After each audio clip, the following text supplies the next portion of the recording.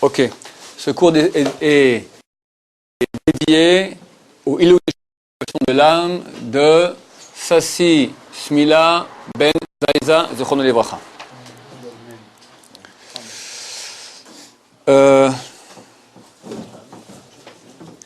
Hanouka, il n'y a pas de traité de Hanouka.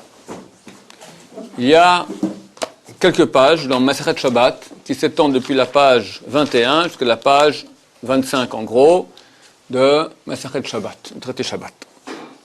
Et là-bas il y a une Braïta, donc un texte qui date des Tanaïm, de l'époque d'il y a 1800 ans, parce que c'est le sujet. Hein. Et après on posera quelques petites questions et puis on va développer. Maï Hanouka, qu'est-ce que c'est que Hanouka? Qu'est-ce que c'est Hanouka? Question qu'on demande à un enfant. Les Tanu Rabbanan ont enseigné les rabbins. Il y en a qui disent, c'est quoi Hanouka? Enseigner les rabbins. C'est-à-dire c'est un jour de Torah. Il faut étudier beaucoup à Hanouka. C'est la fête des Lumières. La lumière, c'est la Torah. Bekafé Bekislev, enseigner les rabbins. Le 25 Kislev, ce sont les jours de Hanouka, 8 jours pendant lesquels on n'a pas le droit de faire des oraisons funèbres, ni jeûner, car lorsque sont rentrés les Grecs, je vous fais traduction libre directement, les Grecs, dans le Hechal c'est le Saint. Donc dans le temple, il y avait le temple avec l'autel, puis après il y avait un bâtiment dans lequel il y avait le Saint, et à l'intérieur il y avait le Saint des Saints. Qu'est-ce qu'il y avait dans le Saint des Saints? Il y avait le tabernacle, donc cette sorte d'armoire de bois recouvert d'or, dans lequel il y avait les tables de la loi et la Torah. La Torah de Moshe Rabbeinu, écrite par Moshe Rabbeinu lui-même, était dans cette boîte-là, et les tables de la loi, les dix commandements transmis par Dieu à Moïse, étaient donc dans le Saint des Saints. Dans le Saint, qu'est-ce qu'il y avait? Il y avait 3 objets. Il y avait l'encensoir, une sorte d'autel sur lequel on versait l'encens, la Ktoret. Il y avait la table des pains, à 12 pains, et il y avait la menorah. Là, le candélabre sacré, qui avait 7 branches qu'on allumait tous les jours. Lorsque sont rentrés les Grecs donc ont conquis la terre d'Israël, Alexandre le Grand, c'était environ vers 320 avant l'ère chrétienne, 320, Alexandre le Grand est mort, il est mort assez jeune, donc c'était entre 320 et 330 avant l'ère chrétienne qu'il y a eu l'occupation grecque de la terre d'Israël. Lorsque les Grecs sont rentrés dans le Hechal, donc dans le Saint, Timu Kolashmanim Sheba Hechal, ils ont impurifié toutes les huiles qu'il y avait dans le Hechal. Il y avait là-bas le candélabre, il y avait de l'huile pour le candélabre, et ils ont impurifié toutes les huiles qu'il y avait là-bas. C'est pas à l'époque forcément d'Alexandre le Grand, ça commence la conquête grecque à l'époque d'Alexandre le Grand, mais durant quelques dizaines d'années, donc il y a eu occupation grecque, la révolte des Maccabis, on date ça de l'année 264 avant l'ère vulgaire. Donc c'est environ 60 ans, 50 ans, 60 ans après la conquête grecque. Donc les Grecs ont commencé à amener l'influence grecque, la philosophie grecque, les dieux grecs, et beaucoup de Juifs se sont hellénisés, ont commencé à quitter la Torah pour devenir hellénisants, adopter la philosophie et la culture grecque, et il y a eu la révolte des Maccabis, donc révolte militaire et surtout révolte intellectuelle, culturelle, contre l'emprise négative des Grecs. Donc les Grecs sont rentrés dans le Saint et ont impurifié toutes les huiles qu'il y avait dans le Saint. Lorsque c'est renforcé la royauté des Hasmonéens, des Hashmonaïm, on les appellera comme ça dorénavant, les Hashmonaïm, c'est donc une certaine famille, une famille de Lévi. Les Hashmonaïm, c'était 12 frères et sœurs, 12 frères qui sont partis en guerre, qui ont mobilisé quelques milliers de Juifs, ils sont partis en guerre contre la grande puissance grecque de l'époque, et ils ont vaincu. Une victoire militaire, oui, on dit que c'était 8000. Venitrum, ils ont vaincu, Badkou, ils ont vérifié. Ils ont découvert qu'une petite fiole d'huile qui était signée avec le sceau du Kohen Gadol, comme quoi elle n'a pas été ouverte, elle n'a pas été impurifiée. Il y avait dans cette fiole uniquement de quoi allumer un seul jour. Or, pour faire amener de nouvelle huile qui était pure, il fallait attendre 8 jours, aller à un endroit qui était assez éloigné et ramener l'huile pure, ça prenait 8 jours. Il y a eu un miracle, ils ont allumé pendant 8 jours de cette même huile de la fiole. Donc il y a eu un phénomène de miracle, que ce qui a suffi pour un jour a suffi pour finir pour 8 jours. Les Shana Acheret, l'année suivante. Pour l'année suivante, parce que pas chaque fois qu'il y a un miracle dans l'histoire juive, on en fait une fête.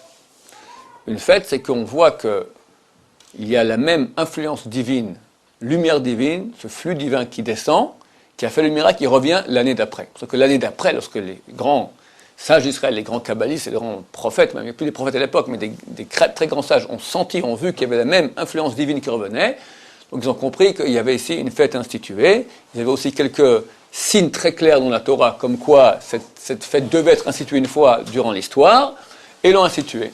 Et dès lors, chaque année, on a cette lumière spirituelle qui descend. Nous, on fera la mitzvah d'allumer les bougies. À ce moment-là, il y aura ce flux de lumière divine qui descend sur Am Israël. Et avant, cette influence n'existait pas. N'existait pas. C'est le Or Aganouz qui... Or Ganouz, c'est la lumière cachée. Ganouz, lumière cachée de Bereshit. C'est marqué dans le texte, Yehi Or, qui est lumière, Vaïhi Or, il fut lumière. On dit que 36 heures il y a eu cette lumière. 36, ce sont les 36 traités de la Gemara que nous avons dans le Chasse. Ce sont les 36 fois dans lesquelles est marqué dans toute la Torah le mot ou lumière, or, ou ner, bougie, ou meorot, lampadaire, des lumières qui allument. Tout le mot lumière revient 36 fois dans toute la Torah. Donc, 36, c'est cette lumière de 36, les 36 premières heures, cette lumière cachée de Dieu, c'est apparu pendant ces jours de Hanouka. Donc, les Shana Acheret, l'année suivante, Kevaoum, ils l'ont fixé. Basaoum, Yemem Tovim, Balevoda. Ils en ont fait des jours bons. Donc des jours bons, c'est quoi bon? Yom Tov, on dit. C'est quoi Yom Tov? Un jour bon. Sukkot, c'est un jour bon. Pessah, c'est un jour bon. Qu'est-ce qu'il y a bon? On mange. Hein, c'est quoi Tov? Où est-ce que nous voyons la première fois que Dieu dit Tov? Bayar Elohim et Or ki Tov. Dieu vu la lumière qu'elle était bonne. C'est un jour de lumière. On va pas dire Yom Or, jour de lumière, parce que les petits enfants diront papa, elle est où la lumière? C'est un jour bon. Ça, il comprend le gosse. Mais le vrai sens, c'est un jour de lumière. Il y a une grande lumière qui descend à toutes les fêtes juives. Spécialement la fête des lumières, qui est Hanouka. La Gemara passe à un sujet tout à fait... ça a à voir avec Hanouka, un peu, mais c'est plus le sujet maintenant du pourquoi du comment de Hanouka. On parle d'un sujet tout à fait classique de problème de voisinage, problème monétaire. On a enseigné Getz, une étincelle, qui sort dessous le marteau d'un forgeron qui tape au marteau. Puis l'étincelle qui sort. Veatsa Veizik, elle a fait un dommage. Elle a brûlé quelqu'un à côté avait un gros paquet de nylon. Petite étincelle va dans le nylon, d'accord, t'as une robe de mariée à $2000, plus rien du tout. Alors qui doit payer? Chayav, le forgeron. Tu dois faire attention avec les étincelles. Gamal, un chameau, chez Taroun Pishtan, qui porte des ballots de lin, voit au verbe Aramim, et il passe dans le domaine public. Vernessa Pishtano le Torachanout. Et ces ballots de lin, à l'époque, les rues étaient très étroites, comme la ville ici, et il y avait des magasins. Maintenant, le chameau passe, ce gros chameau avec ses gros ballots de lin, il passe, et les ballots de lin, chaque fois qu'il y a un magasin, tac, il rentre dans le magasin, comme ça, et après, hop, il passe de nouveau à l'autre, comme ça. Donc, les ballots de lin, ils font de l'aller-retour dans tous les magasins de la rue. Et voici que dans un magasin, il y avait une bougie qui était allumée. Le ballot de lin rentre dans le magasin, sous la bougie. Qu'est-ce que fait la bougie? Elle brûle les ballots de lin. Elle brûle les chameaux, elle brûle toute la ville, dit la Gemara. Qui est responsable? Le propriétaire du chameau ou le propriétaire de la bougie? Qu'est-ce que vous dites? Du chameau. Moi, je mets la bougie chez moi dans mon magasin, fais attention à tes ballots de lin, ne viens pas m'enquiquiner avec tes ballots de lin dans mon magasin. La ville a brûlé, il fallait se faire rassurer, mon vieux. D'accord? Donc, ce sera le responsable, le propriétaire du chameau, qui sera responsable. Si par contre, dit la Gemara, je vous fais oralement, Le propriétaire du magasin a mis la bougie à l'extérieur, et là passe le chameau avec les ballots de lin, et la bougie, elle allume les ballots de lin, qui est responsable? Pas le propriétaire de la bougie. Qu'est-ce que tu as à mettre ta bougie à l'extérieur? C'est le domaine public, fais attention à tes affaires. Chez toi à la maison, ok, je ne vais pas mettre mes ballots, mais quand ta bougie sort dans mon domaine à moi, c'est le domaine public où il y a des chameaux qui passent avec des ballots de lin, donc fais attention à ta bougie, là tu es responsable. À part à Hanouka, où la mitzvah est de mettre la bougie à l'extérieur, on avait dit hier à un tefar 8 cm de la porte, dans les 8 cm de la porte, donc tu mets là-bas la bougie, lui il passe avec son chameau et ses ballots de lin, et ça allume toute la ville. Là, Hanouka, c'est spécial. On peut aller mettre notre bougie à l'extérieur, même si ça risque de brûler les ballots de lin des chameaux. Ensuite, la Gemara passe à un sujet qui a absolument, strictement rien à voir.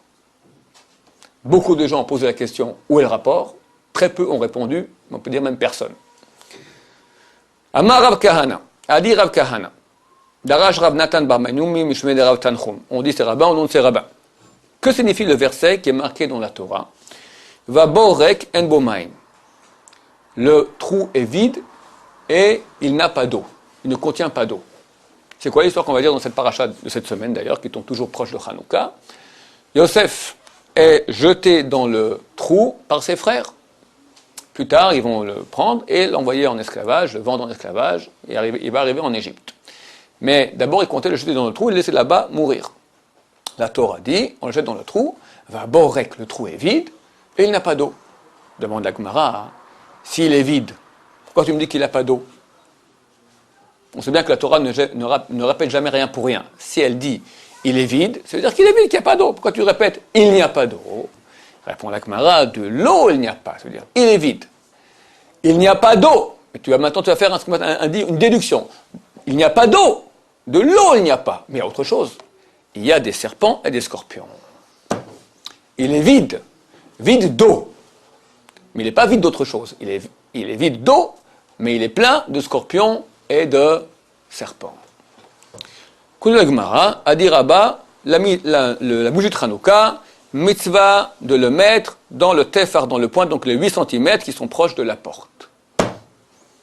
Rapport aucun. À part que peut-être ça tombe à peu près à la paracha de Shavua, mais qu'est-ce que tu me flanques maintenant, cette Gemara qui me parle d'un trou, qui est vide, avec Yosef, c'est aucun rapport avec Hanouka à prime abord. Pourquoi il faut mettre la bougie à l'extérieur? À l'extérieur, un tefar. On ne peut pas, lorsqu'on fait comme on doit le faire, chaque semaine, lire la paracha avec Rashi, on ne peut pas ne pas voir qu'il y a un rapport intense entre le premier commentaire de Rashi de la paracha et la fête de Hanouka telle qu'elle est mentionnée ici dans la Gemara. Je vous lis maintenant le commentaire de Rashi sur la paracha de ce Shabbat, paracha de Vayeshev. C'est toujours le Shabbat avant ou pendant Hanouka. Pour nous mettre au parfum. Comment finit la paracha Vayishlach, celle qui est juste avant Vayeshev? On cite tous les présidents de Édom, tous les rois qu'il y aura en Édom à Esav. Tous ces grands aloufim, alouf, des champions, des généraux de Esav. Comment ça paracha de Yaakov? Vayeshev Yaakov beretz megurei aviv, beretz Canaan. Yaakov demeura dans le pays où habitaient ses pères, dans la terre de Canaan. Elle est Toldot Yaakov, voici la descendance de Yaakov, Yosef. Yosef. Il a eu d'autres enfants, mais ici, la Torah va dire que la descendance de Yaakov, c'est Yosef. Rashi sur place. Vayeshev Yaakov. Yaakov était assis. Hapishtani Azeh. Ce vendeur de lin. Lin. Tilt. Des ballots de lin. Bon. Nechnesu Gmalav. Sont rentrés ces chameaux. Théonim Pishtan. Chargés de lin. Sont rentrés. On ne sait pas où ils sont rentrés. Vraisemblablement, ils sont barrés dans la tente de l'autre. L'autre, c'est le charbonnier. Le charbonnier était apeuré. Il a dit, Anaïkanes, où va rentrer tout ce lin? Moi, j'ai ma petite tente de charbonnier. Là-bas, je fais mon charbon j'ai un soufflet, je fais des charbons. Écoute, j'ai des chameaux qui rentrent avec des ballots de lin. Ça fait beaucoup de place, le lin. On va mettre ça, comment faire rentrer ça dans ma petite tente? Haya pikeach echad meshivlo. Il y avait un type qui était malin, intelligent, qui lui a dit Yitzos echad yotze mimapoach shelcha. Tu as une petite étincelle qui sort de ton soufflet. Shesoref et kulo. Et il brûle tout le lin. Il y avait deux personnages. Un qui s'appelle le charbonnier, il est tout noir, et un qui s'appelle le pishtani, le vendeur de lin. Le vendeur de lin, il a un fouet et il a 10 chameaux. 10 chameaux avec des gros ballots de lin. Et le charbonnier était tranquillement dans sa tente, tout qu'il voit 10 chameaux avec des ballots de lin rentrer dans sa tente de charbonnier. Il dit, qu'est-ce que je fais? Lui dit un type malin à côté, intelligent, je lui dis, écoute, qu'est-ce que tu te fais du souci? Ils font beaucoup de place à tous ces chameaux, ils sont grands, ils sont lourds, ils sont... Avec une petite étincelle qui sort de ton soufflet, ça fait pssst, comme ça, tu as des étincelles qui sortent, tu brûles tout ce lin avec ces chameaux. De même, dit Rashi, de même Yaakov, il a vu tous les Aloufim, tous les rois de Édom, de Esav, qui sont mentionnés, susmentionnés, juste auparavant. Tama, il était apeuré, et il a dit, qui pourra survivre à tous ces grands rois de Esav qui vont vouloir nous attaquer, nous, Israël. Qu'est-ce qui est marqué juste après? Elle est Toldot Yaakov Yosef. Voici la descendance de Yaakov, Yosef. Et il est marqué dans le prophète Ovadia, on a lu la Haftara cette semaine. Vaya Bet Yaakov Esh, la maison de Jacob sera du feu. Ou Bet Yosef Leava, la maison de Yosef sera une flamme. Ou Bet Esav Lekash, la maison de Esav sera de la paille. Yaakov, c'est Yaakov en exil.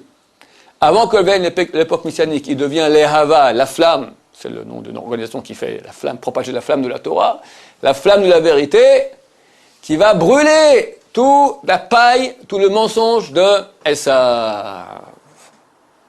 Nitzot yotze mi Yosef, shemechalev soref et kulam.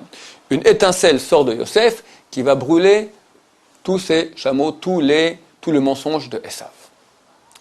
Alors, à mon humble avis, on ne peut pas ne pas faire une corrélation entre le texte qui part de Hanouka, qui nous parle d'un forgeron qui frappe et une étincelle qui sort et qui brûle le lin. Ah, il tape avec un marteau. Là, il souffle avec un soufflet, nuance. Mais dans les deux cas, on a une étincelle qui sort et qui brûle des chameaux avec leur ballot de lin. Il y a un rapport, il semblerait. Yosef. La Gemara parle de Yosef, du trou. On en parle ici. À mon humble avis, le rapport est le suivant. Yosef, qu'est-ce que c'est? On vient de le voir ici. C'est la descendance, la continuation de Yaakov. C'est Am Israël. Yosef, c'est quoi son histoire? Elle est très simple. C'est marqué d'abord, il ressemblait à son père. Il a reçu toute la Torah de son père. C'est lui la continuation de son père. Et il est jeté dans le trou. Après, il est envoyé en esclavage. Et à la fin, il devient le roi. Le roi d'Égypte, à l'époque, c'est le roi du monde. Tout en restant Yosef. Il va envoyer à son père, dit, sache bien que j'ai eu beaucoup de tribulations, de problèmes, je suis toujours le même juif, avec la même Torah, je n'ai pas changé.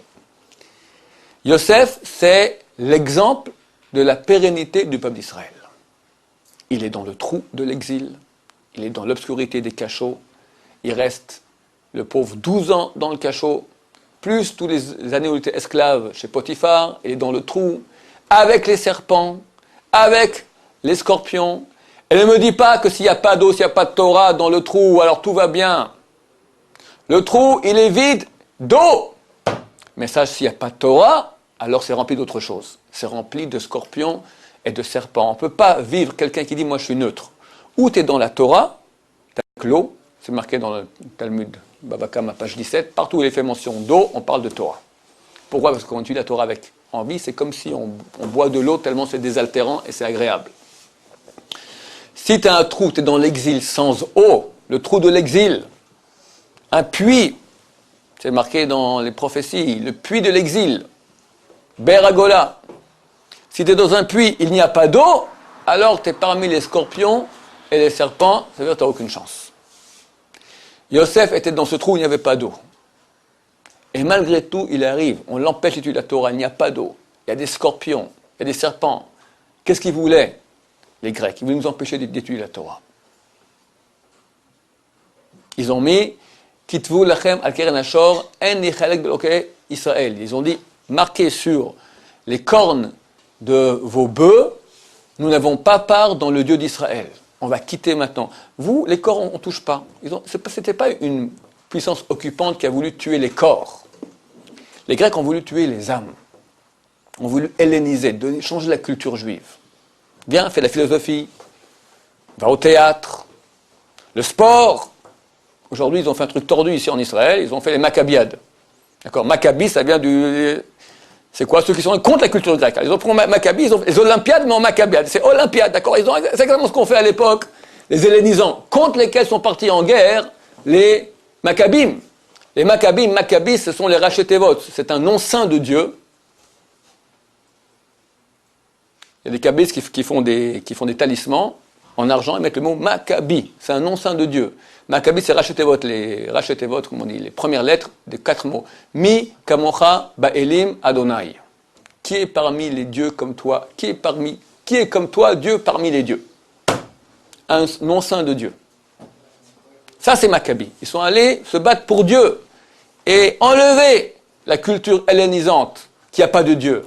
Ce que voulaient les Grecs, mettez sur la corne de vos bœufs, on n'a pas part dans le Dieu d'Israël. C'était ça la grande guerre qu'il y a eu. Yosef, il est dans le trou de l'exil. Et il demeure Yosef. Après ce long exil, il devient le roi du monde, et il reste le même Yosef. Hanouka, qu'est-ce que c'est? Hanouka, ça veut dire du mot chinour. Chinour, ça s'appelle éducation. Mais c'est quoi éducation? Explique Rashi dans le Chumash. Il dit, chinour, ça veut dire donner les outils à quelqu'un pour arriver après à se débrouiller tout seul. Un enfant, tu peux le dompter, tu peux l'éduquer. Le dompter, c'est que tu vas faire tout ce que tu veux. Mais dès que tu tournes la tête, il fera ce qu'il veut lui. Ça, c'est pas éduquer. Éduquer, c'est donner à lui les outils suffisants pour quand toi tu vas arrêter, il va continuer dans la bonne voie. Hanouka, c'était le début de l'exil du peuple d'Israël. Pas au niveau physique, au niveau culturel. Il y a eu une influence qui est rentrée dans le peuple d'Israël. Jusqu'à aujourd'hui, elle est là. Très, très, très puissante. Qui te dit, sois juif sans ta Torah. On ne veut pas toucher ton corps, tu es un bon juif, pas de problème. Timu kol hashemanim. Hashemen. Hashemen, c'est quoi Hashemen? L'huile. Les lettres du mot neshama. Ils ont impurifié toutes les âmes. Pas les corps. On a découvert une petite fiole. La fiole, c'est le corps, d'accord? Les corps sont restés. Il y avait des jarres entières d'huile, mais d'huile impure. Qu'une petite fiole qui était restée avec de l'huile pure. Il y a très peu de juifs qui étaient restés avec la neshama pure. Cette neshama qui devait disparaître. Il y avait pour un jour, elle pouvait tenir normalement, elle a tenu 8 jours. 8 jours, c'est au-delà de la nature. 7, c'est les cycles naturels, 7 jours. 8, c'est l'époque messianique. Chet, shmone.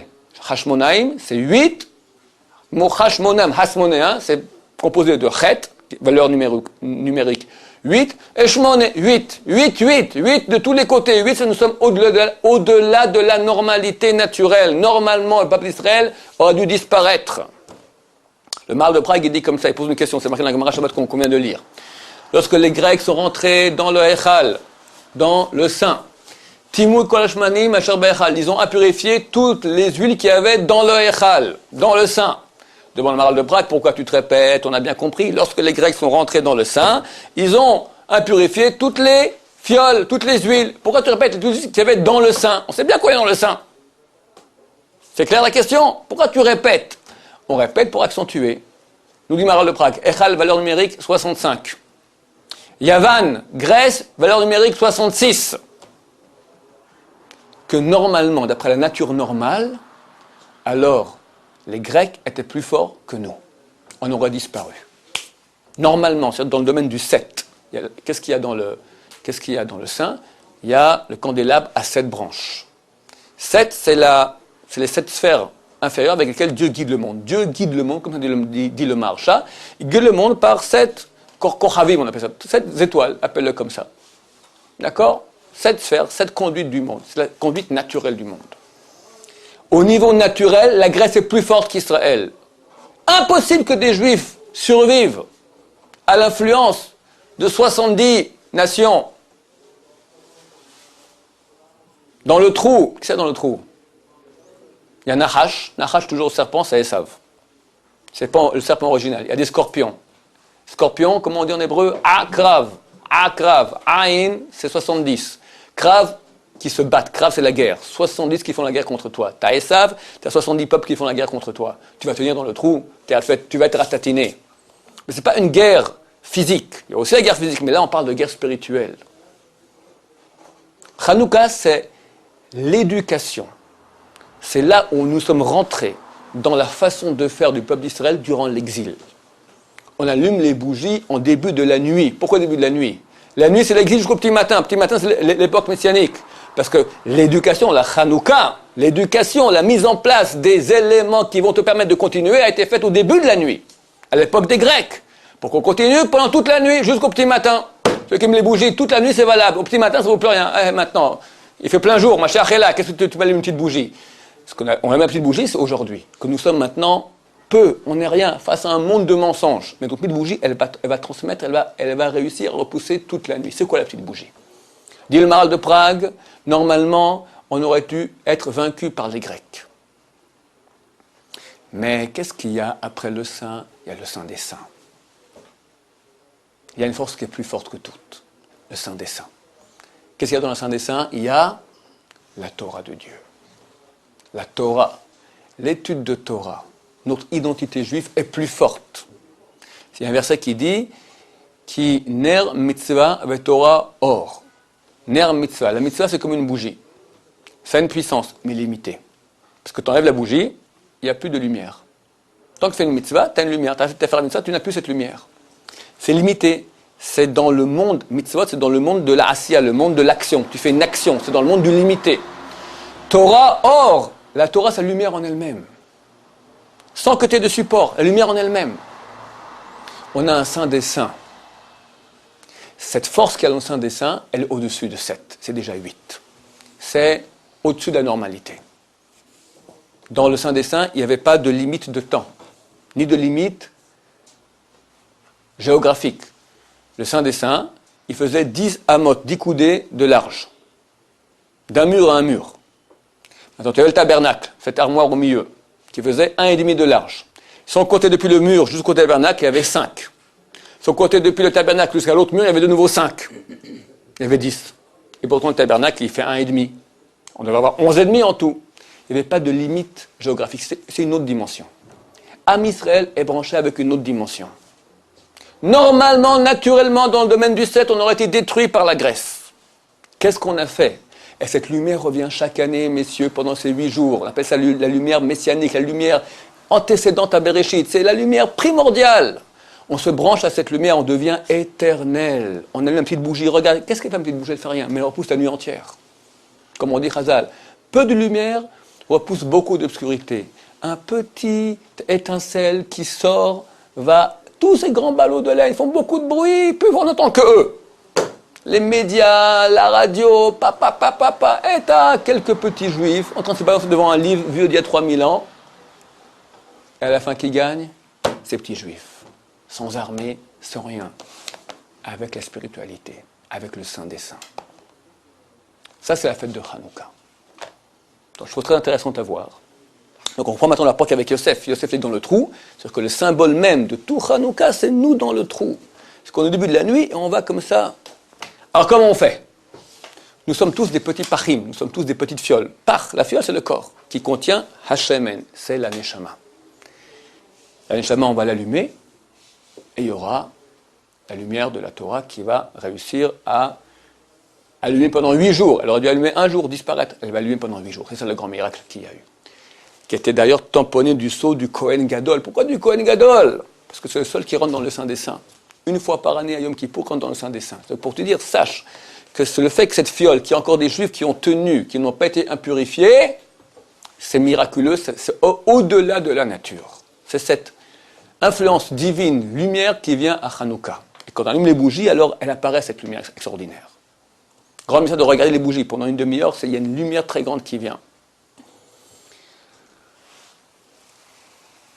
Dans la petite fiole d'huile, qu'est-ce qu'on met? On met une pétila, une mèche. Qu'est-ce qu'on fait durant la fête de Hanouka? C'est marqué, on vient de lire dans le Masra Shabbat, Behalel uvoda. On prie à Dieu, on remercie Dieu du miracle qu'il a fait. Il y a la prière, il y a la Torah, mais aussi la prière. La prière, tefila. tefila, tu as mis ces deux premières lettres, ça fait petila, la mèche. Ça, c'est le mèche, c'est le contact avec Dieu. Naftali, dit Léa, la mère de Naftali, dit Naftoulé, Elohim niftalti. Je me suis entortillé comme une mèche en prière vers Dieu. Donc c'est le symbole de nous, de Am Israël, les petites fioles qui ont été impurifiées, qui sont restées pures et qui ont allumé pendant 8 jours. Donc là, la très intéressante, qu'on peut allumer les petites fioles avec n'importe quelle huile et avec n'importe quelle mèche. Toutes les mèches sont valables, toutes les huiles sont valables. Même si c'est un peu après, l'essentiel c'est allumer la bougie, ça qui est important. D'abord, il faut étudier la Torah. Même si tu étudies maintenant pas comme il faut, tu n'as pas compris, ça c'est un après. Tu as commencé à étudier, tu as fait la mitzvah. Il faut continuer à étudier, bien sûr. Mais tu commences à étudier même, c'est l'Oleshem Shamaim, c'est pas une bonne huile, c'est pas une bonne mèche. Tu fais pas dans des intentions qui sont pures. Tu n'as rien compris. Ça s'est éteint, ça veut dire. Tu connais Dieu, mais tu n'as rien compris. Tu n'as pas réussi à faire de la lumière. La lumière, c'est quand tu comprends. Il y a un peu de lumière. Là, la Gemara, elle est obscure. C'est valable. On peut allumer avec n'importe quelle huile, avec n'importe quelle mèche. C'est valable. Il faut que ça tienne une demi-heure, moi, la prière. Oui, mais même si elle fait pchit, pchit, pchit, et puis à la fin elle s'éteint, si elle pouvait tenir normalement une demi-heure, c'est valable. Tu as raison, il faut qu'elle tienne. A priori, il faut que ça tienne. Mais même si ce n'est pas une bonne huile, ça monte, ça descend, ça, comme dit la Gemara, d'accord, ça fait des interférences, c'est valable.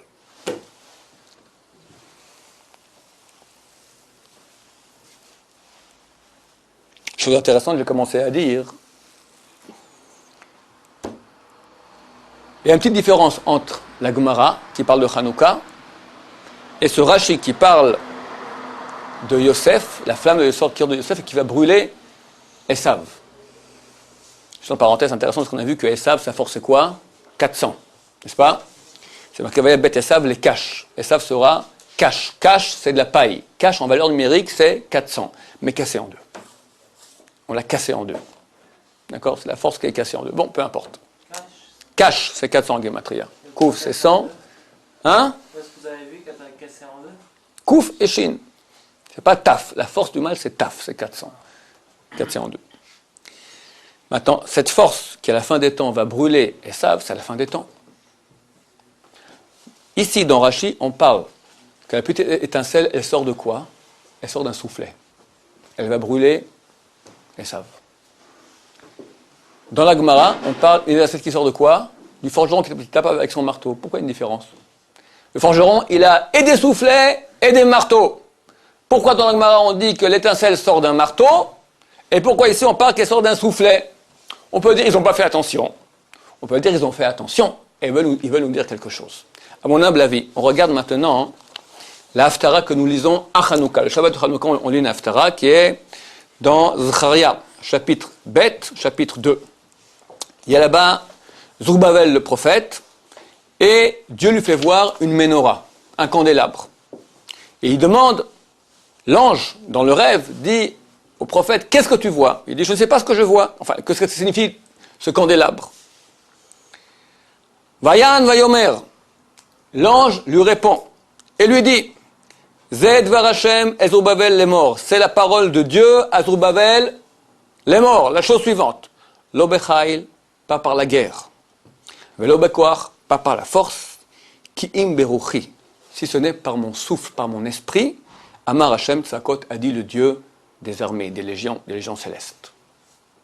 On pourrait croire que peut-être le Hanouka qui aura à la fin des temps, que la petite étincelle devient une grande flamme qui brûle le mal, l'étincelle de la vérité, elle va aller en faisant la guerre. On dit non. Dans Hanouka, il y a eu une guerre. Il y a eu une guerre physique. Ils sont partis, ils ont fait la guerre. 12 contre tous les Grecs. Mais il y a eu une guerre, ils sont mobilisés, c'était 8000, mais c'était 12 au début.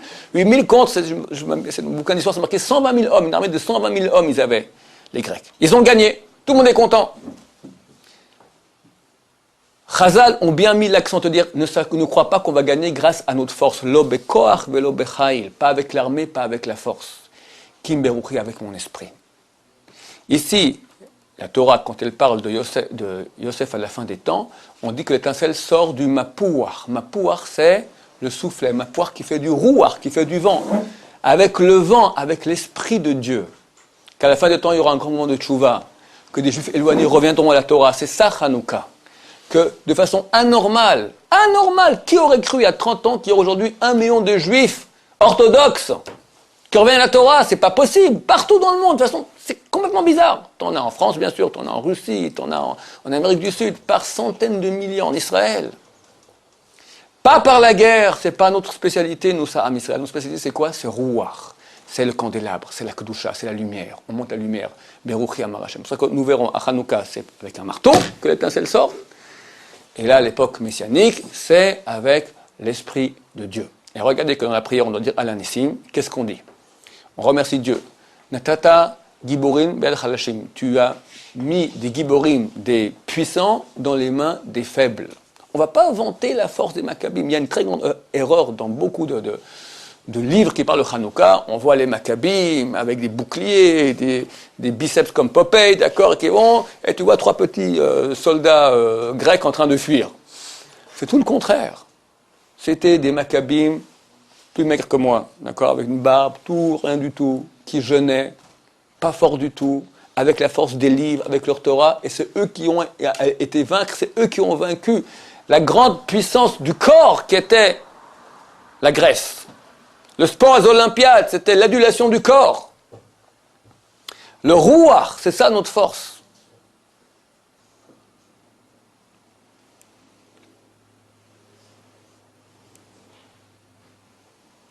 Mais concrètement, c'est quoi la force du roi? On dit que quand le Mashiach viendra, il tuera les gens rien qu'avec Hevel Piv.